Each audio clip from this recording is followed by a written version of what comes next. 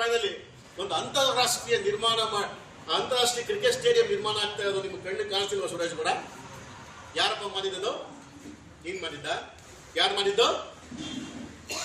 ಸನ್ಮಾನ್ಯ doctor G Parameshwar ಅವರು ನಮ್ಮ ಜಿಲ್ಲೆಗೆ ಒಂದು ಕೀರ್ತಿ ಇರಬೇಕು, ಬೆಂಗಳೂರಿಗೆ ಹೋಗಬಾರ್ದು, ತುಮಕೂರಿಗೂ ಬರಬೇಕು. ಹೆಂಗ್ ಅಂತಾರಾಷ್ಟ್ರೀಯ ಆಟಗಾರರು ಈ ಭಾಗದಲ್ಲೂ ಕೂಡ ರೈತರ ಮಕ್ಕಳು ಒಳ್ಳೆ ಆಟಗಾರರಾಗಬೇಕು, ಸ್ಪೋರ್ಟ್ಸ್ ಅಲ್ಲಿ ಮುಂದಕ್ಕೆ ತರಬೇಕು ಅನ್ನೋ ಒಂದು ಉದ್ದೇಶ ಕನಸಿಟ್ಕೊಂಡು ಸನ್ಮಾನ್ಯ ಪರಮೇಶ್ವರ್ ಅವರು 150-200 ಕೋಟಿ ರೂಪಾಯಿನಲ್ಲಿ ಇವತ್ತು ಸ್ಟೇಡಿಯಂ ಈಗಾಗಲೇ ಶಂಕುಸ್ಥಾಪನೆ ಕಾಮಗಾರಿ ಶುರು ಆಗ್ತಾ ಇತ್ತು. ಯಾಕಪ್ಪ ಸೇರಿಸ್ಕೊಳಕ್ ಆಗ್ತಾ ಇಲ್ವ ಅದನ್ನ?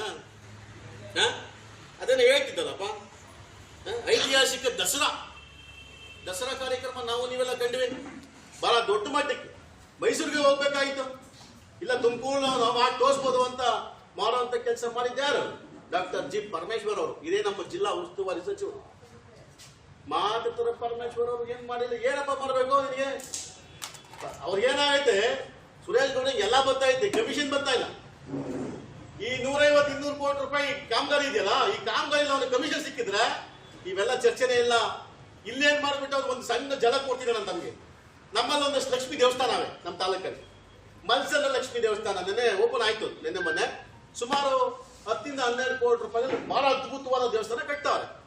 ಈ ಪುಣ್ಯಾತ್ಮ ಸನ್ಮಾನ್ಯ ಶಾಸಕ ಸುರೇಶ್ ಗೌಡ ಚುನಾವಣೆಗಿಂತ ಮುಂಚಿತವಾಗಿ ಕಮಿಟಿ ಮುಂದೆ ಒಂದು ಮಾತು ಕೊಡ್ತಾರೆ, ನಾನು ಈ ಲಕ್ಷ್ಮೀ ದೇವಸ್ಥಾನಕ್ಕೆ ವೈಯಕ್ತಿಕ 1 ಕೋಟಿ ರೂಪಾಯಿ ದುಡ್ಡು ಕೊಡ್ತೀನಿ ಅಂತೇಳಿ. ಆ ಲಕ್ಷ್ಮೀ ಕತೆ ಮುಗಿಸನ್ನ 1 ಕೋಟಿ ಅಲ್ಲಿಂದ ಬರ್ತಾರೆ ಸಂಕಾಪುರ ಲಕ್ಷ್ಮೀ ದೇವಸ್ಥಾನಕ್ಕೆ. ಅಲ್ಲಿ 1 ಕೆಜಿ ಚಿನ್ನ ಕೊಡ್ತೀನಿ ಅಂತ ಘೋಷಣೆ ಮಾಡಿರ್ತಾನೆ ಎಮ್ ಎಲ್ ಎ ಚುನಾವಣೆಗಿಂತ ಮುಂಚಿತವಾಗಿ.